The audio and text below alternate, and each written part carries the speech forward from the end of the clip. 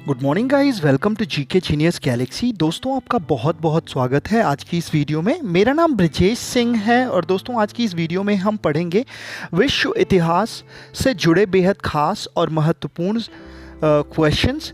ये क्वेश्चन ना सिर्फ आपकी सामान्य जानकारी बढ़ाने में आपकी मदद करेंगे बल्कि प्रतियोगी परीक्षाओं में भी आपका मार्गदर्शन करेंगे।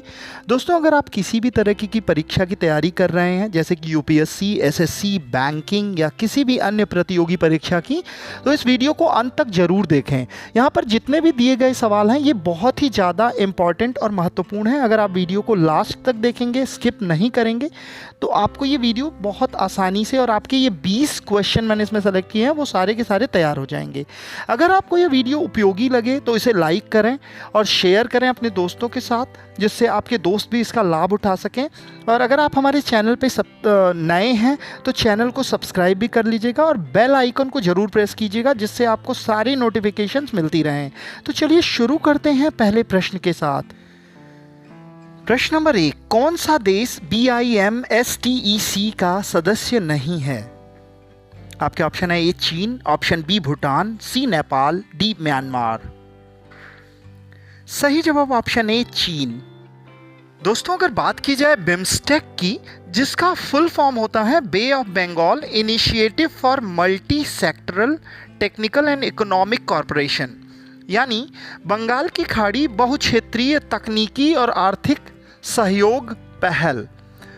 दोस्तों बंगाल की खाड़ी से तटवर्ती या समीपी देशों का एक अंतर्राष्ट्रीय आर्थिक सहयोग संगठन है ये। इसे नवंबर 2016 में बांग्लादेश, भारत, बर्मा, श्रीलंका, थाईलैंड, भूटान और नेपाल सदस्य थे। पाकिस्तान इसका सदस्य नहीं है और इस ऑप्शन के हिसाब से चाइना भी इसका सदस्य नहीं है। प्रश्न नंबर 2, प्रथम विश्व युद्ध कब प्रारंभ हुआ था? आपके ऑप्शन है ए 3 अगस्त 1914, ऑप्शन बी 4 अगस्त 1914, ऑप्शन सी 5 अगस्त 1914, ऑप्शन डी 6 अगस्त 1914।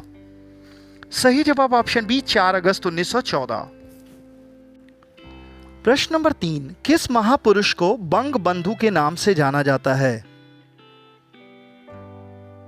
आपके ऑप्शन है A Maulana Bhasani, option B Nurul Hasan, option C Zuber Khan, option D Mujibur Rahman. सही जवाब ऑप्शन डी मुजीबुर रहमान। दोस्तों शेख मुजीबुर रहमान को बांग्लादेश का राष्ट्रपिता भी कहा जाता है। ये बांग्लादेश को संस्थापक रहे हैं। बांग्लादेश के लोगों ने उन्हें प्यार से बंग बंधु की उपाधि दी थी। प्रश्न नंबर 4, हेरोडोटस है। आपके ऑप्शन है ए दर्शन शास्त्र का जनक, ऑप्शन बी इतिहास का जनक, ऑप्शन सी भूगोल का जनक, ऑप्शन डी राजनीति शास्त्र का जनक। सही जवाब ऑप्शन बी इतिहास का जनक। दोस्तों हेरोडोटस को हम लोग इतिहास का जनक कहते हैं। वो एक यूनानी लेखक और इतिहासकार थे जिनका जन्म 484 ईसा पूर्व में हेलिकॉर्नसस में हुआ था, जिसे आज बोड्रम तुर्की के नाम से जाना जाता है। प्रश्न नंबर 5, निम्नलिखित में से अमेरिका क्रांति की एक क्रांतिकारी पुस्तिका कॉमन सेंस का लेखक कौन था?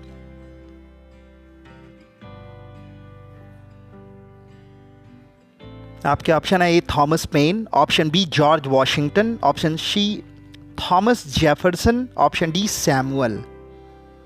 सही जवाब ऑप्शन ए थॉमस पेन। दोस्तों अगर बात की जाए कॉमन सेंस किताब, तो इसके लेखक थॉमस पेन थे। यह किताब साल 1776 ईस्वी में प्रकाशित हुई थी। थॉमस पेन एक राजनीतिक कार्यकर्ता थे और उस समय अमेरिका के कई अखबारों में उनके कॉलम प्रकाशित होते थे। प्रश्न नंबर 6, अंतर्राष्ट्रीय न्यायालय के न्यायाधीशों को कितने वर्ष के लिए चुना जाता है? आपके ऑप्शन है ए 3 वर्ष, ऑप्शन बी 5 वर्ष, ऑप्शन सी 7 वर्ष, ऑप्शन डी 9 वर्ष। सही जवाब ऑप्शन डी 9 वर्ष। दोस्तों अगर बात की जाए अंतर्राष्ट्रीय न्यायालय, जिसको कहते हैं इंटरनेशनल कोर्ट ऑफ जस्टिस, की स्थापना 1945 में संयुक्त राष्ट्र चार्टर द्वारा की गई थी और अप्रैल 1946 में इसने काम करना शुरू किया था। यह संयुक्त राष्ट्र का प्रमुख न्यायिक अंग है, जिसका मुख्यालय द हेग, नीदरलैंड में स्थित है। दोस्तों अंतर्राष्ट्रीय न्यायालय के न्यायाधीश का कार्यकाल 9 वर्ष का होता है। ये बहुत ही ज़्यादा इंपॉर्टेंट क्वेश्चन है कि इसका मुख्यालय कहाँ पे है, तो ये याद रखिएगा, द हैग, नीदरलैंड में पीस पैलेस में यहाँ पे स्थित है। प्रश्न नंबर 7, राजकुमार हेनरी, जिन्हें नाविक नाम से भी जाना जाता है, संबंधित थे।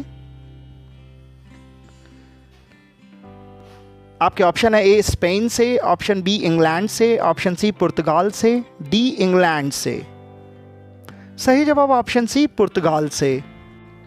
प्रश्न नंबर 8, नेपोलियन और ड्यूक ऑफ वेलिंगटन में कौन सी प्रसिद्ध लड़ाई हुई थी? आपके ऑप्शन है ए ऑस्टरलिट्ज की लड़ाई, ऑप्शन बी लिप्जिंग की लड़ाई, ऑप्शन सी बोरोडिनो की लड़ाई, ऑप्शन डी वाटरलू की लड़ाई। सही जवाब ऑप्शन डी वाटरलू की लड़ाई। दोस्तों अगर बात करें वाटरलू की लड़ाई, ये लड़ाई 18 जून 1815 को नेपोलियन की फ्रांसीसी सेना और ड्यूक ऑफ वेलिंगटन और मार्शल ब्लूचर के नेतृत्व वाले गठबंधन के बीच लड़ी गई थी। प्रश्न नंबर 9, युवा इटली की स्थापना किसने की थी? आपके ऑप्शन है ए जियोबर्ती, ऑप्शन बी मैजिनी, सी वैरी, डी गलियानी।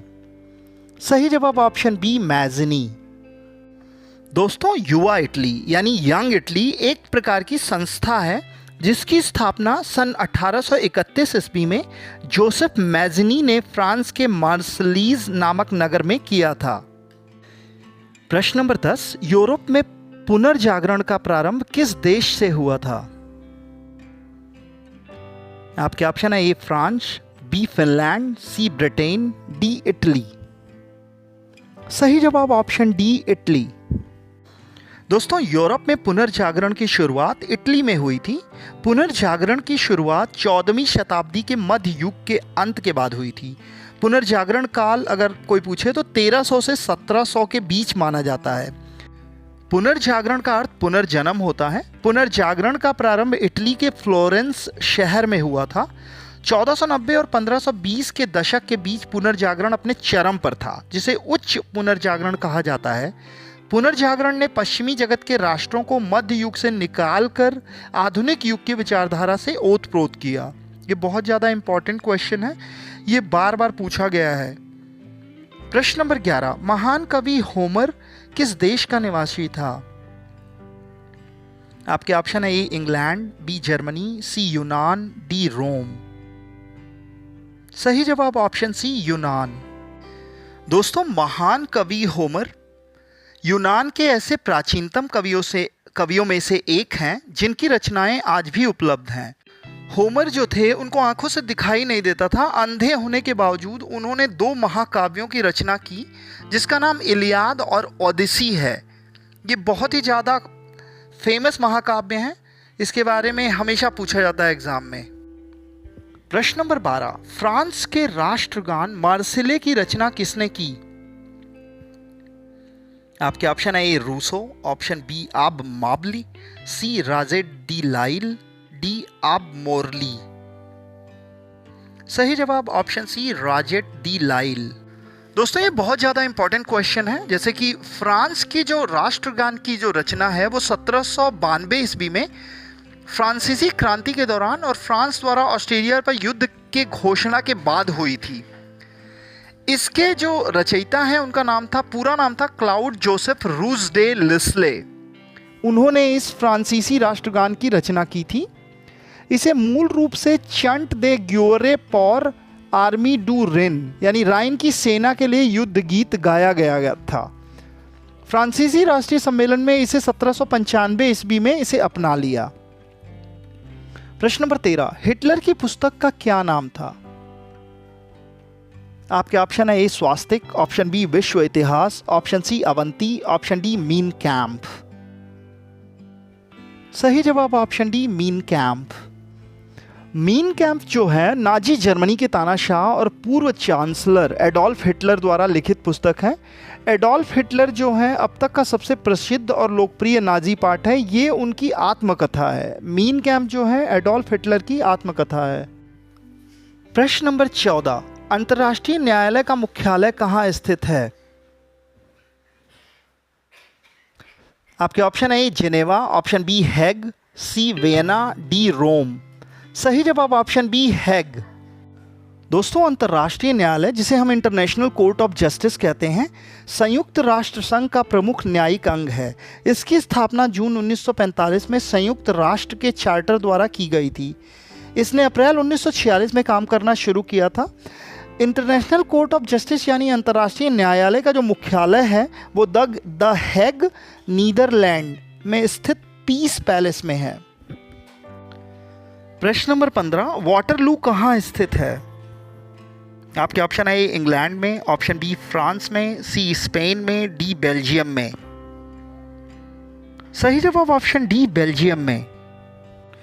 वाटरलू जो है बेल्जियम के वॉलून बेबेंट प्रांत के वॉलोनिया में स्थित है। यह शहर 1815 ईस्वी में हुए वाटरलू के युद्ध के लिए जाना जाता है। इस युद्ध में नेपोलियन बोनापार्ट की हार हुई थी। वाटरलू ब्रसेल्स के पास स्थित है और बेल्जियम के सबसे आर्थिक रूप से समृद्ध शहरों में से एक है।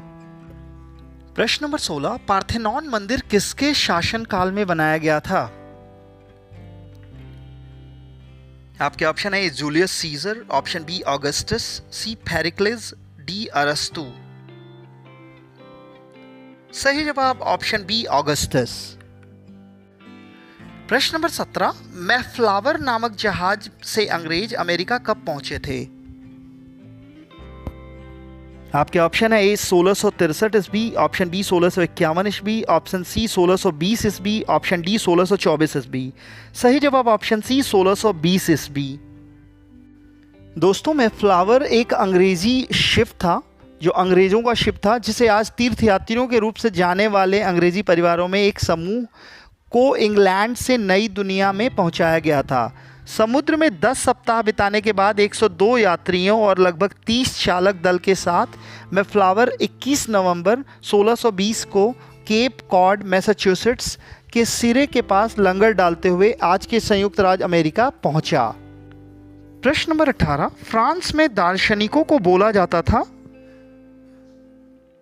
आपके ऑप्शन है ए साइरस, ऑप्शन बी डेमोक्रेट, सी फिजियोक्रेट, डी फिलाजाइस। सही जवाब ऑप्शन डी फिलाजाइस। प्रश्न नंबर 19, जुलाई क्रांति किस देश में हुई थी? आपके ऑप्शन है France, B Canada, C Germany, D रूस। सही जवाब ऑप्शन ए फ्रांस। दोस्तों, जुलाई क्रांति फ्रांस में हुई थी। यह क्रांति साल 1830 ईस्वी में हुई थी। इसे दूसरी फ्रांसीसी क्रांति या ट्रोइस ग्लेरियस भी कहा जाता है। यह बहुत इंपॉर्टेंट क्वेश्चन है, ट्रोइस ग्लेरियस के बारे में पूछ सकते हैं। इस क्रांति में रूढ़िवादी राजा चार्ल्स एक्स को उखाड़कर उनके चचेरे भाई लुई फिलिप को फ्रांस का राजा बनाया गया था। प्रश्न नंबर 20, वर्साय की संधि किस देश में हस्ताक्षरित हुई थी? आपके ऑप्शन है Great Britain, option B Germany, C France, D रूस। सही जवाब ऑप्शन सी फ्रांस। दोस्तों, वर्साय की संधि प्रथम विश्व युद्ध के बाद की गई शांति संधियों में सबसे अहम थी। इस संधि के जरिए जर्मनी और मित्र राष्ट्रों के बीच युद्ध खत्म हुआ था। इस संधि में जर्मनी के कुछ इलाकों को पड़ोसी देशों को दे दिया गया था। जर्मनी के कुछ इलाकों पर अंतर्राष्ट्रीय निगरानी रखी गई थी।